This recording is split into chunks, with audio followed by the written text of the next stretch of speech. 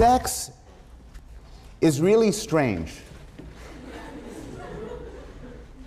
You ask people, what's your favorite activity?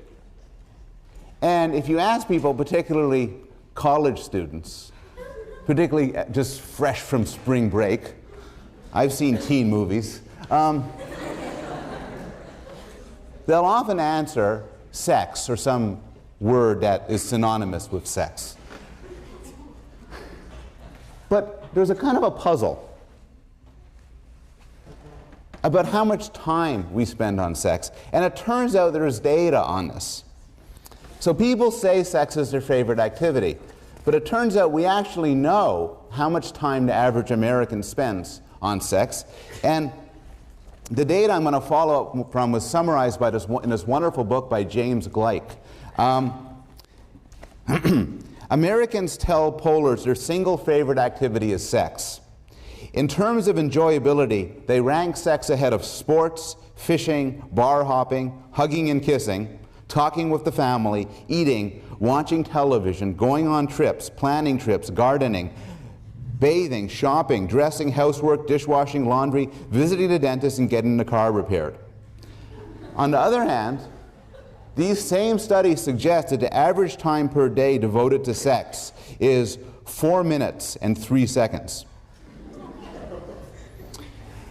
As Gleick says, this is not much, even if the 4 minutes excludes time spent flirting, dancing, oogling, cruising the boulevard, toning up in gyms, toning up in beauty parlors, rehearsing pickup lines, showering, thinking about sex, reading about sex, doodling pornographically,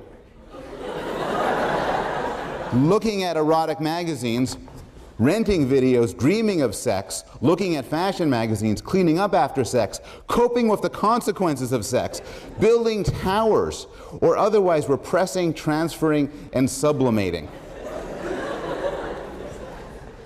And I like this passage because it illustrates 2 points, 2 important points. One is we don't actually spend that much time on sex. In fact, the 4 minutes and 3 seconds is an interesting number because when you do time studies on how much Americans spend filling out tax-related forms for the IRS, it's 4 minutes and a few seconds. But the passage also points out that regardless of the brute time we spend on it, it is extraordinarily important. Everything in life follows from it. Marriage, family, children, much of aggression, much of competition, much of art and music and creative pursuits, much of everything follows from it. If we were a creature without sex, everything would be different. And what's interesting is there are creatures without sex. There are creatures that reproduce by cloning. And in fact, this basic fact about people, that we fall roughly into males and females, is an evolutionary mystery. It's not clear why animals that are somewhat large have 2 sexes. From a biological Darwinian perspective, having 2 sexes is bizarre, because each time you have an offspring, you toss away half your genes. My children each of them have half my DNA. If I was to clone, they would have all of it. And so it's a puzzle how sex ever evolved. This is not a course in evolutionary biology, and that's not the puzzle we're going to be looking at today. We're going to look at a few questions. First, we're going to talk from first a theoretical point of view and then an empirical point of view about how males and females are different. Then we're going to talk about sexual attractiveness, some research about what people find to be sexually attractive, and then we'll talk a very little bit at the end about the origins of sexual preference, why some people are straight, others gay, others bisexual, and others harder to classify. Now, of all the topics I'm presenting, sex is one of the sort of dicey ones from an emotional point of view. These are difficult issues because sex is, by definition, an intimate part of our lives, and it matters a lot. Moreover, sex is fraught with moral implications. And since I'm talking about this from, at least at the beginning, from a Darwinian evolutionary perspective, I'm obliged to start off by dealing with some of the moral consequences and moral implications. So for instance, many biologists, all biologists I would say, will have argued that, that sexual behavior, sexual action, sexual desire is to some extent a biological adaptation existing to spread our genes. From that perspective then, non-procreative sex, including gay sex, sex with birth control, sex by postmenopausal women, does not serve this reproductive goal, and in some sense perhaps is unnatural.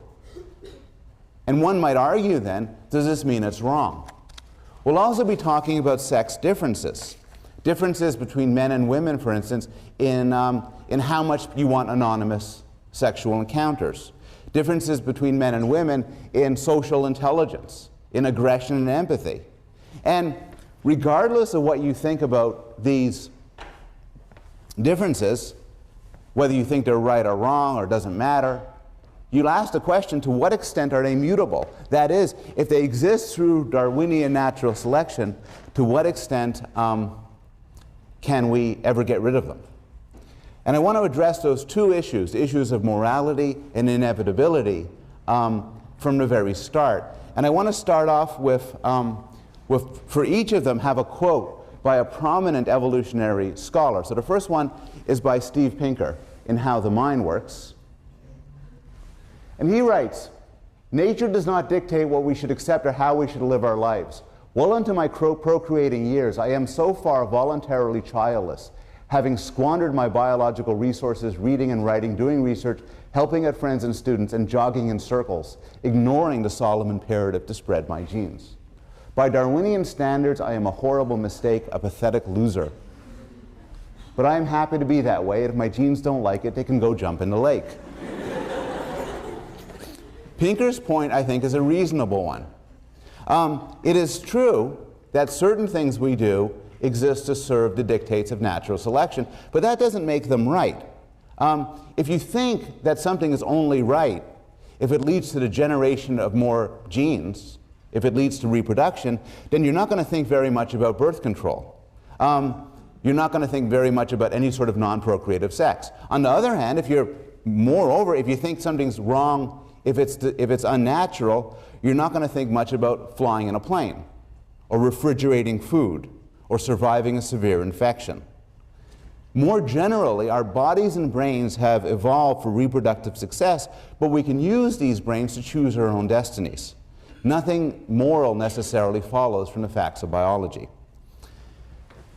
That's all I'm going to say about morality, but I want you to keep it in mind when we discuss different claims about what's evolved and what hasn't. What about inevitability? Here I want to turn to Richard Dawkins. Richard Dawkins writes, "If a child has had bad teaching in mathematics, it is accepted that resulting deficiency can be remedied by extra good teaching in the following year. But any suggestion that the child's deficiency might have a genetic origin is likely to be greeted with something approaching despair. If it's in the genes, it is determined, and nothing can be done about it." This is pernicious nonsense on an almost astrological scale. Genetic causes and environmental causes are in principle no different from each other. Some may be hard to reverse, others may be easy. What do genes do to deserve their sinister juggernaut-like reputation? Why are genes thought to be so much more fixed and inescapable in their effects than television, nuns, or books? I like the nuns. And the point here is, what causes something is logically separate from what can reverse it. And you could think of clear cases where something is plainly genetic, but is fairly easily reversed, and where something is cultural and is very difficult to reverse. Here's an example. My eyesight is quite poor. The reason why my eyesight is quite poor is not due to the patriarchy, television, culture, or the man. Rather, my eyesight is quite poor due to the crappy genes Mom and Dad gave me. It is genetically determined, if anything is. It is also fairly easy to fix. There are these machines where they put panes of glass in front of your eyes and help you to see better. More advanced machines, known as contact lenses, actually stick the thing into your eyes, and at the cost of occasional infections, you become to see better. It is biologically caused, but fairly easy to fix. On the other hand, take an example of society's treatment of the obese. It turns out, we'll get to this a little bit when we talk about sexual attractiveness, how thin somebody is or how fat they are, what you think of that is actually not particularly hardwired. It varies a lot from culture to culture. But once it's in a culture, it is almost impossible to shake. So the point there is just that genetic does not mean inevitable. And cultural does not mean easy to fix. Okay, that's general background. Let's start with basic sex ed. What's the difference between males and females? Well, don't even think penis and vagina. There's a lot of animals that have neither one. And the difference actually runs deeper. By definition, when biologists talk about this, animals that are males have a little sex cell, which carries genes and nothing else, sperm cells. Animals that are females have a big sex cell, which has genes, but also food and a protective cover and all sorts of other stuff. Typically, the little sex cell is much littler than the big sex cell. This is the only erotic picture I'm going to show you today. It's a bunch of these little sperm circling around the egg. It's romantic. But this raises a puzzle. I just described male and female roughly in terms of a size difference. Males are the smaller sex cells, females are the bigger. Why is it then that for so many animals, males are the bigger ones physically and the more aggressive ones? This has been a puzzle that has occupied scientists for a long, long time, and there is now a pretty clear answer to it. And the answer goes like this. It is based on an idea by Robert Trivers called parental investment. And what parental investment is defined here as any investment that's going to increase the offspring's chance of survival at the cost of the parent's ability to invest in other offspring. So, for example, suppose an animal could create an offspring by blinking an eye, and then the offspring would run off. That would be extremely little investment. Suppose another animal had to work for 10 years, and during those 10 years could not create another offspring. That would be a huge investment. Trivers points out that within a species, females typically have a much higher parental investment than males. Because females have these big sex cells, they typically incubate them internally. They carry them. If they're eggs, they might have to sit on them. And hence, each potential child is a huge cost. For males, which have the small sex cell, you don't have the same thing. For males, it might just be a few moments of copulation, and that's it. If you could ask yourself, for humans, each one of you in the room, what is the minimum effort you can do to create a child that has half your genes? And it's apparent that the male investment, on average, is lower than the female investment. Males can choose, or might do better off in some circumstances, by putting a lot of investment in their offspring, but females don't have a choice.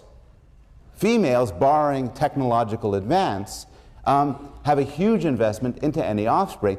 Not investment in the sense of hard work and effort, though there's that too. Investment in the sense that when you're pregnant with one offspring, you can't have another. What this does is it has ramifications that percolate upwards. So it leads to different psychologies. Males, a single male could fertilize several females, forcing some males to go mateless and giving rise to competition to see who can mate with the most females. For females, however, females can always find mates, so sheer numbers don't count. But there's competition to mate with the right males, those whose offspring have the best chance of surviving. The competition now explains the puzzle we started with. It explains why males are typically larger, and often why males have evolved special weapons.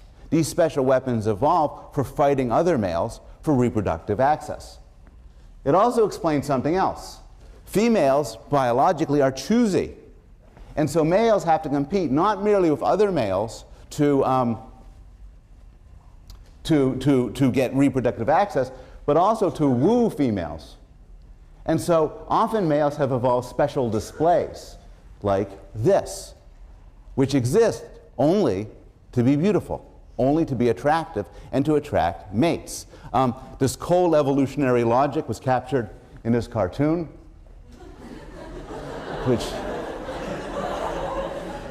which really does sum up 100 years of mate selection research. The logic goes like this then.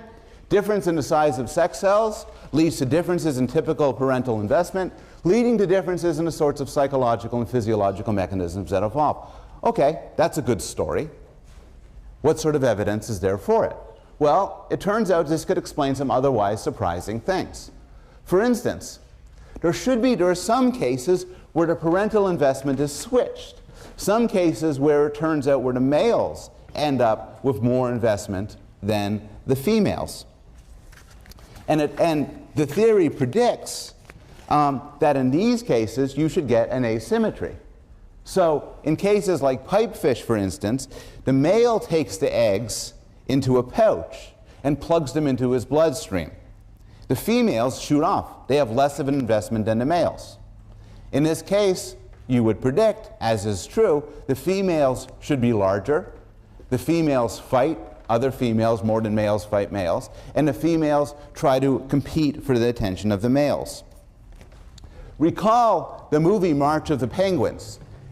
We saw a clip from it, and this was in the context of discussing the emotions that have evolved towards our offspring. But remember the story and how both the male and the female have to go to tremendous lengths to protect the egg. And if one of them fails, the egg dies and neither one has it.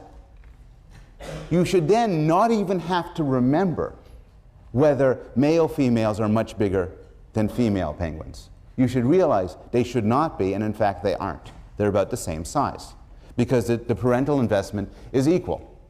You should be able to predict the size differences and aggression differences based on differing parental investment. So for instance, elephant seals are the males are enormous. They're 4 times bigger than the females. And this is in large part because elephant seals compete for harems of females. It's a winner-take-all. Gibbons are about the same size. And this is because gibbons are pretty monogamous. They raise children together. This illustrates something, which is it's not always the case that male parental investment is low. There are some species, including gibbons, where it's in the male's reproductive advantage to care for the offspring.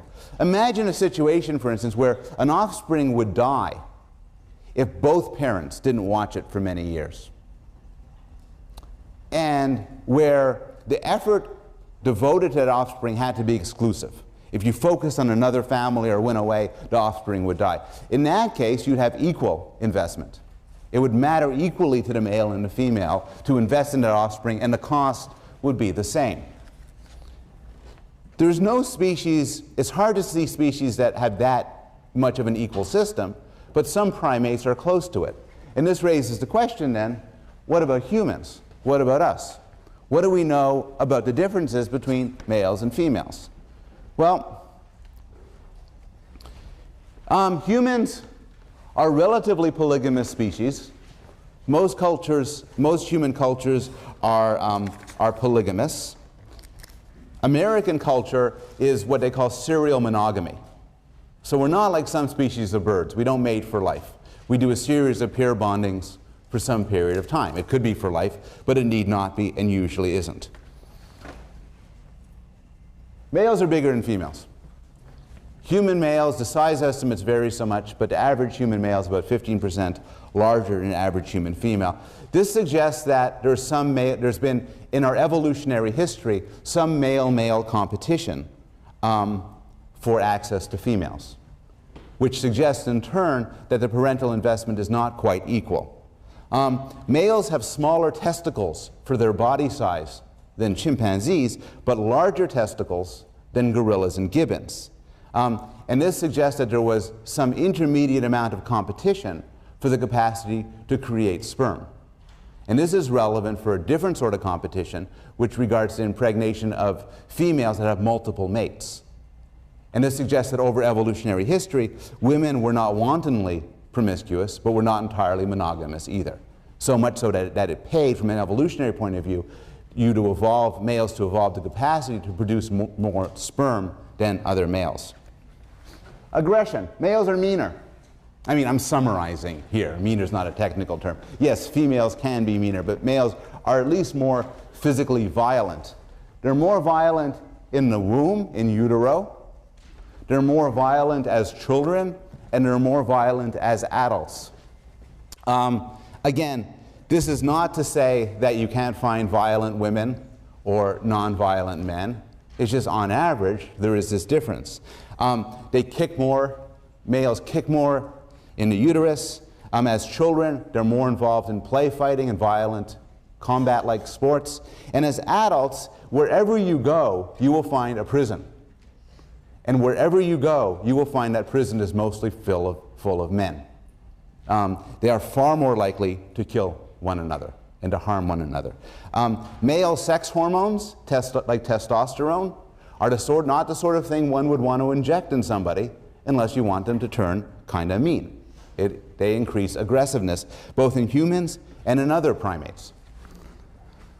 What about sexual choosiness? Do male humans and female humans differ in the extent to which they will favor anonymous sex?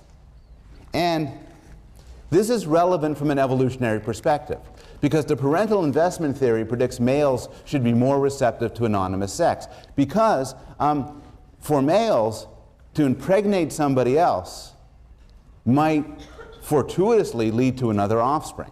It might be good for you and doesn't carry the sort of harm that females, on the other hand, have to be very picky, because they have to choose carefully. Remember, these systems evolved before birth control and vasectomies and so on. So what do we know cross-culturally and psychologically? Well, prostitution is a universally, near universally male interest. There are male prostitutes, of course, but contrary to some various fantasies and sitcoms, they cater to male customers. Pornography is a human universal. In every society, males have done some sort of depictions of naked females for the purpose of arousal. Often they carve them into trees or do sort of sculptures. One of the weirdest findings in the last decade or so is that this extends as well to monkey porn. And so some scientists at Duke set up a situation where monkeys could pay in fruit juice, by giving up fruit juice, to look at a picture either of a female's hindquarters or of a celebrity monkey, a socially dominant monkey. Some sort of combination of People magazine and Penthouse. And so there's some interest in this even by non-human primates. What about actual preference for sexual variety? Well, you can get at this in different ways. There is what biologists describe as the Coolidge effect. I have this here. And the Coolidge effect is based on President Calvin Coolidge. And it's a story about Calvin Coolidge and his wife who were being shown around a farm separately. And the person showing around his wife pointed out that there was a lot of hens. She noticed that there's a lot of hens, but only one rooster. And she asked the guy showing her around, is one rooster enough? And the guy said, well, you know, the rooster works very hard. The rooster has sex dozens of times a day. And she said, well, be sure to tell that to the president. Story goes, president went around, the guy tells the story to the president. The president asked the man, has sex dozens of times each day. Same hen every time? The guy says, no, different hen every time. And he says, tell that to Mrs. Coolidge. Now, there's two responses to this sort of story. And they're both kind of negative. One thing is, well, everybody knows males prefer anonymous sex with strange women. Duh. The other response is, that's sexist claptrap. You might think, you might be a male and say, that's not me. You might know males and say, the males I know are not like that. So how do you find out? Well, there's indirect measures, such as who goes to prostitutes. But there's also fairly direct measures. One fairly direct measure is you could ask people in anonymous surveys. So in fact, I'll give you some anonymous surveys. I'm not going to ask people, and you just ask them. So for instance, I want everybody to consider this question. How many sexual partners do you want to have in the next month? What is it? I mean, coming up to April. How many sexual partners do you want in April? Next 2 years. Take many of you through graduation. When you leave Yale, what do you want to think? I had X sexual partners, and that's what I wanted. Or your lifetime. We get people to answer these questions. Professor Chun last year in this course had clickers, and he got people to do it. We are not so high tech, so we'll just do it in our heads. But here's the way the answers come out. Women say less than one in next month. That doesn't mean they want less than one. That means many of them say 0. Some say 1, so on. 1, 4 to 5. Men, 2, 8, 18. You can ask other questions from this population. So you could ask, would you have sex with a desirable partner you have known, so somebody really desirable, for a year? Women say yes. 6 months, unsure. Week or less, no. Men say yes. And with men, you could get a majority going down to 5 minutes. This is all Q&A, pen and pencil sort of things. Some brave scientists have actually done experiments. And in one experiment, somebody, this is the sort of thing which you probably wouldn't do nowadays. This work has been done 10 years ago, where they have an incredibly attractive man, an incredibly attractive woman, and they approach people on campus. They're not from campus, they're actors brought in, and they go to people, to strangers, and they say, I've been noticing you around campus, I find you very attractive.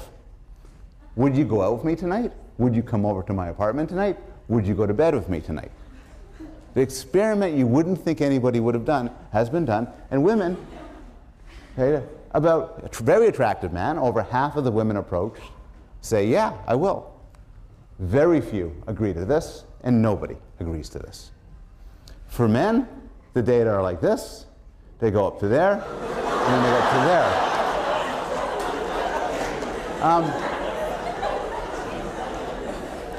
there. In the study, the 25% of males who said no apologized profusely, and they said, oh, my fiance's in town, and can we go?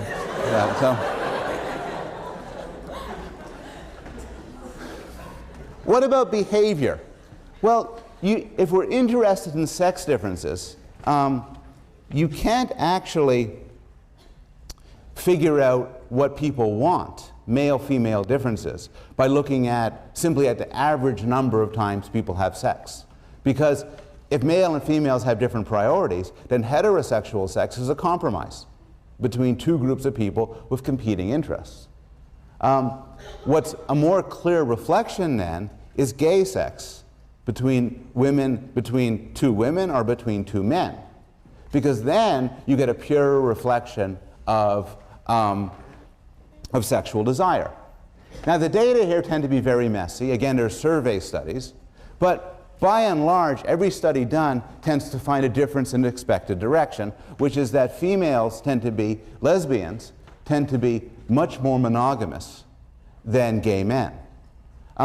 Some studies prior to AIDS, this is many years ago, found gay men to be extremely promiscuous, often having over 100 or over 1,000 partners. You wouldn't find this sort of promiscuity in females. And the way to think about this is, what these gay men are doing is exactly what your average heterosexual man would do if he had that degree of willing females who were as willing as he was. And this all suggests that there's some sort of difference along lines expected in sexual choosiness in humans. What about sexual attractiveness? What about mate preference? What do we find attractive? Well, unlike the choosiness studies, here we actually have some pretty good cross-cultural data. So one study, for instance, was done in 10,000 people from 37 countries, asking people who you want to be with. And there's different studies, some of them asking, who do you want to marry? Other studies, who do you want as a mate? Who do you want as a sexual partner? And one main finding is kind of reassuring. Everybody likes kindness and intelligence. Or at least everybody says they like kindness and intelligence. These are valued pretty highly. But at the same time, there are sex differences. Females focus more on power and status and more on interest in investing in children. And think about that from an evolutionary point of view, it makes sense. It doesn't matter hugely from the standpoint of reproduction how old the man is.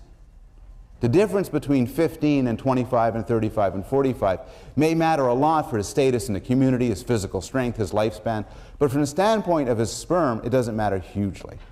Later on, there's a drop-off, and it does begin to matter, but it doesn't matter hugely. What does matter is his interest in being a good father, in protecting you from predation, from murder, from assault by other people, and in taking care of the kid. Women's brains are wired up to find males with those properties. Similarly, males focus a little bit differently. They're more interested in all of these things, but also in the ability to have children. So from an evolutionary point of view, there's actually a very big difference between a 20-year-old and a 50-year-old from a male standpoint looking at a female, because the one can have offspring and the other cannot. So this is a difference. But what I want to focus more on right now is back to another similarity. Everybody likes beauty. And I want to devote a little bit of this lecture to talking about physical beauty. Physical beauty, as these beautiful people say, is a curse. So she's like a big model, a supermodel, maybe even a supermodel, points out the arbitrariness of finding her devastatingly beautiful. Famous actor points out how frustrating it is that people only ignore his accomplishments and focus merely on his physical beauty. It's just very frustrating. So what is beauty? What does this mean when we say we find, yeah, they really are very attractive people. What is it about that that makes you look and say, yeah, that makes sense? Well, we kind of know the answer. We know some universals. Beauty seems to signal two things. Beauty seems to signal youth. I mean, not preschool youth, but youth like sexually mature, but young. And so the cues we find beautiful are cues to that. Large eyes, full lips, smooth, tight skin. Beauty signals something else. Beauty is a marker for health. And so what we find beautiful, things like the absence of deformities, clear eyes, unblemished skin, intact teeth, it's very big, and an average face. Now that last part might seem a little bit strange. What would be so good about an average face? And there's different answers to that, but one answer is an average face on average should be considered attractive because any sort of deformities are variations from the average. And if you average every face together, you get a face where nothing bad has happened to it. There's no distortions, there's no deviations. As one gets older, the face gets less symmetrical, and so on. Averageness seems to factor out all the bad things that could happen. Good theory. How do we know it's true? Well, there's a photo roster that I have access to for this class. So I could look at each of your pictures. And I will make you a bet about who has the most beautiful face in this course. The bet is it would be all of you. Aww.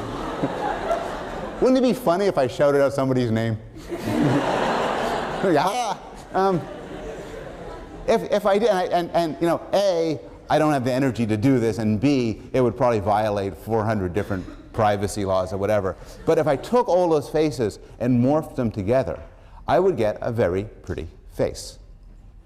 And how do we know this? Well, people have done this. They've done it with, so look at the faces from here to here. And if you are like most people, you see as they're going to the right, they're looking better and better and better. It's subtle. But it's actually not so subtle that babies don't notice it. The same researchers who constructed these faces, these average Caucasian faces, male and female, have shown these faces to babies and find that babies prefer to look at average faces, suggesting that our preference for averaging is not the product of culture, but rather is to some extent hardwired. These two people don't exist. They're computer composites. They're a heavily averaged male face and a heavily averaged female face, both from a Caucasian data sample. They don't look bad, right? They're good faces. They don't cheat. So the hair, for instance, is identical. So you can't use hair cues. But they're pretty attractive. But the story of attractiveness does not end there. How do you get a better than average face? What can you do to these faces, these average faces, and make them look even better? Well, I'll have a vote. Who's prettier? Who says the one on the right? Who says the one on the left? Left is average face.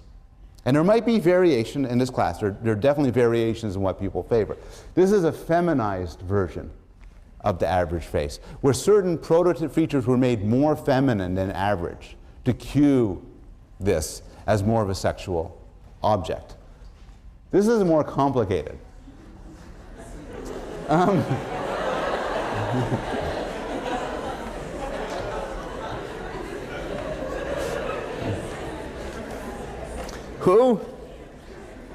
Who thinks face A is more attractive? Who thinks face B is more attractive? Okay. Most people like face B.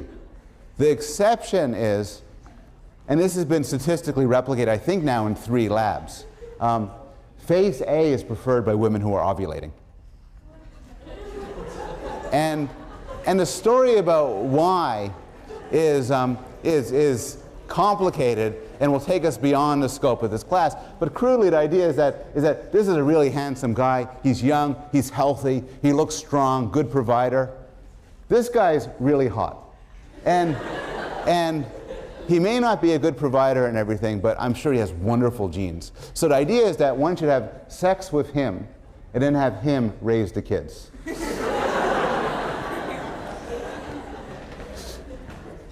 We've talked so far about things, about sex and sexual attractiveness, largely from a biological perspective, looking at universals. And in fact, there are some universals in what men and women have in common and what distinguish men and women. And some of the sex differences, particularly related to aggression and mate preference, seem to be universal. They seem to show up to some extent across every culture you look at, and hence are likely candidates for biological adaptations. But there are other sex differences that people are aware of where the origins are far less clear. And I think that intelligent, reasonable people could disagree about this, but I am personally quite skeptical about the extent to which these reflect biology. I'll mention them to capture the debate. But the thing to keep in mind here is that biology, natural selection, is one reason why the men in this class might differ from the women in this class. But of course, there are other social factors. Babies are treated differently. There have been many studies where you take a baby and you swaddle it in blue and describe it as a boy versus swaddle it in pink and describe it as a girl. And people treat it differently when they think it's a boy than when they think it's a girl. You're treated differently too. It matters a lot, and there's study after study suggesting, for instance, that when you send an email or a job application or a paper to a scientific journal, it matters whether it has the name John Smith on it versus the name Joan Smith.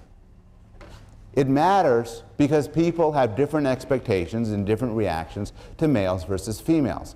Some of you may have first-hand experience with this. If you're a man with a name that could be taken as a woman's name, a friend of mine is named Lynn, and often people think he's female.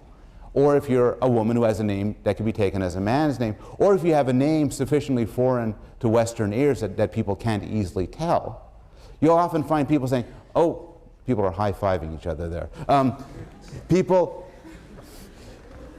You'll often find some degree of surprise, and some degree of people saying, oh my, I didn't know you were a man. Now I will treat you differently.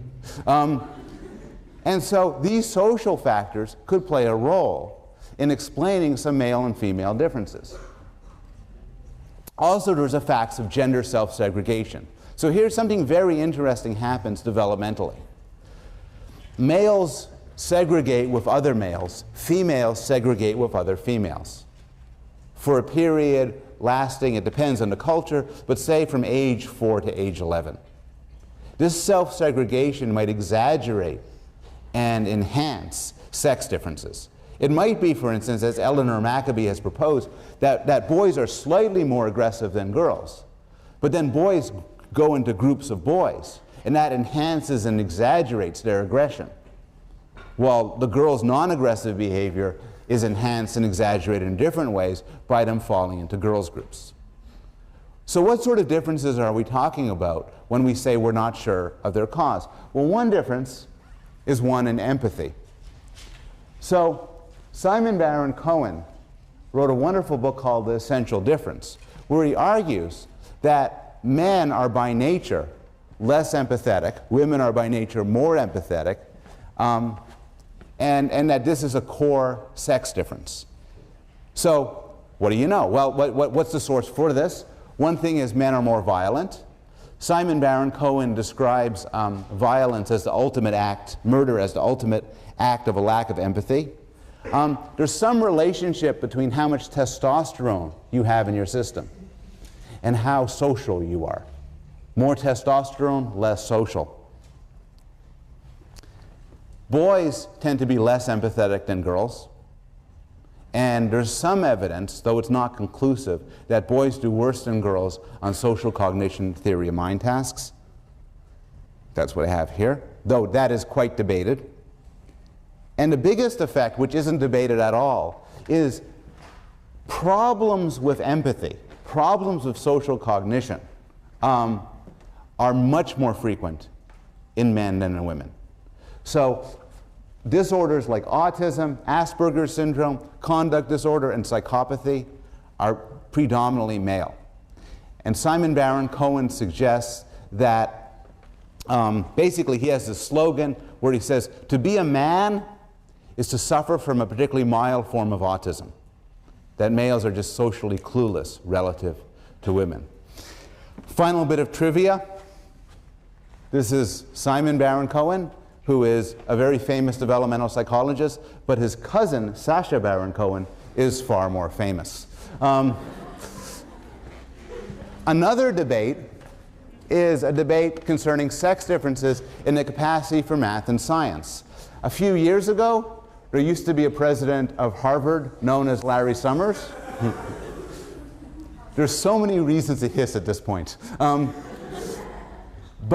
And Larry Summers is no longer president of Harvard for various reasons, but one reason was this quote, which included in his speculations about sex differences, in the special case of science and engineering, there are issues of intrinsic aptitude, and particularly of the variability of aptitude.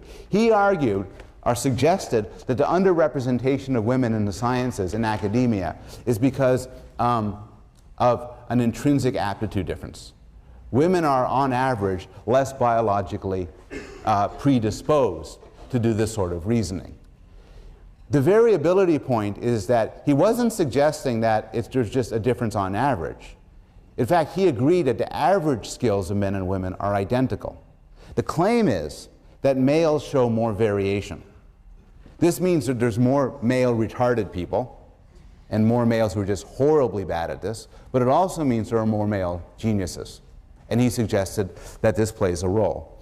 This, as you could imagine, proved to be an extremely controversial claim.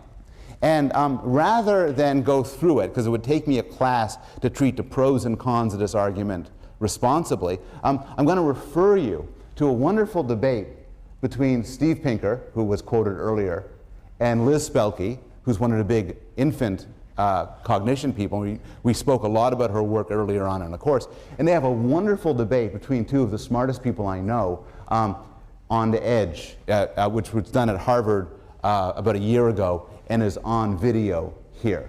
So if you're interested in sex differences and different theories about the mechanism of sex differences, this is where you should go. Finally, and a final topic.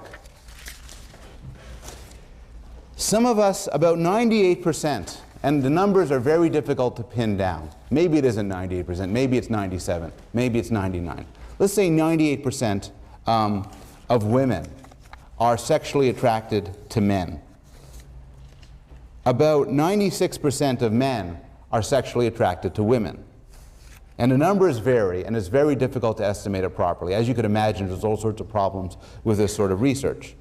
But there's some proportion of the population that's exclusively homosexual. Some proportion of the population of men who are only attracted to other men. Some proportion of the population of women who are only attracted to other women. When people talk about sexual orientation here, it's important to realize we are not talking here about behavior. There's all sorts of reasons why somebody might have sex with somebody of the same sex. You know, there might be bored. You may, be experimenting, be whatever. The question is, what do you want to do? All things being, what sort of person, if you could be sexually or romantically involved with any person, who would it be? And most people are heterosexual. There's a considerable amount that varies cross-culturally of people who are bisexual. But the real puzzle is exclusive homosexuality. So why? Well, nobody knows. We know some reasons. Some answers are probably not right. It is not the case, almost certainly, maybe there are some exceptions, but it is not the case that people choose their sexual orientation. I'm not going to do this in this room, but if I ask people to raise their hands as to how many people decided who to become sexually attracted to, very few people would. Part of the issue rises in the fact that people who are gay are often extremely discriminated against, and they have no wish to be gay. They might even think it's morally wrong for them to be that way. That makes it implausible that their sexual orientation is a conscious choice. What about experience after puberty? So there's a view that keeps coming up over and over again in the literature that people who are gay have in some sense been seduced by other people, or something happened to them afterwards. This seems unlikely.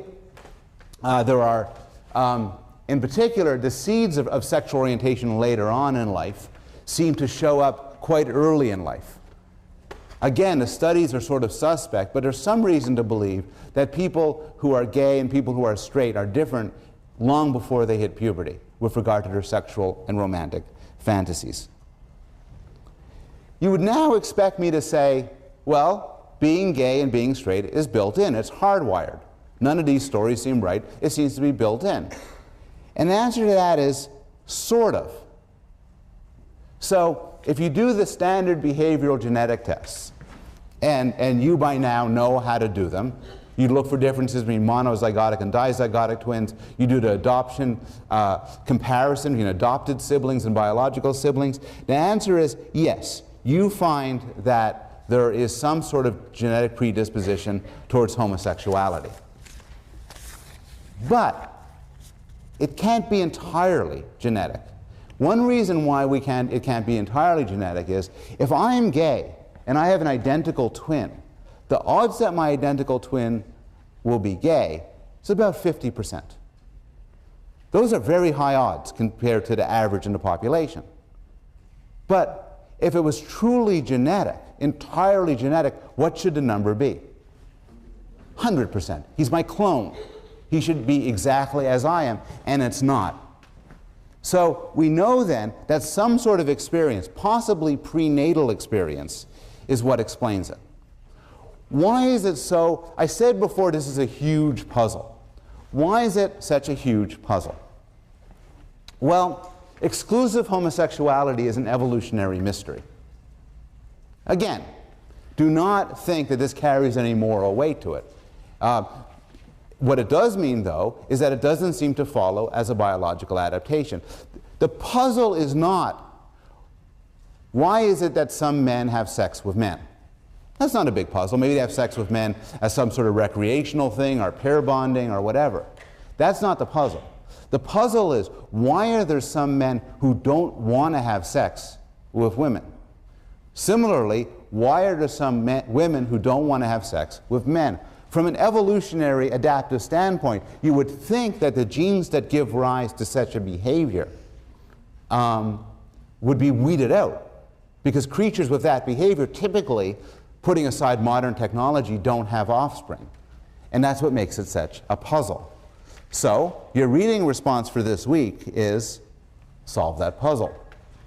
I know I said early on in the course that reading responses would be really easy and just require you reciting back things, but that proved to be too boring. So just solve this deepest of all puzzles. The thing in brackets at the end is very important. Your account, whatever it is, should bear some relationship to the facts, as discussed in lectures and readings. We have about 5 more minutes. Any questions or thoughts? Yes? Thank you very much. She likes my leather jacket. Any questions or thoughts just like that one? No, yes? Not exactly like that one, but in other animals, is there similar data on other species? It's a good, on sexual preferences. That's a very good question, because certainly your answer to the origin, give me 2 more minutes, certainly your answer about the origin of sexual preference in humans will be informed by the question of cross-species data. What we do know is that there are many animals that engage in homosexual behavior.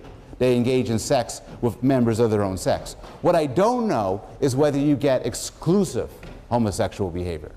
So I don't know what the rate is in non-human primates, for instance, of primates who do not want to have sex with members of the opposite sex. Okay, I'll see you all Wednesday.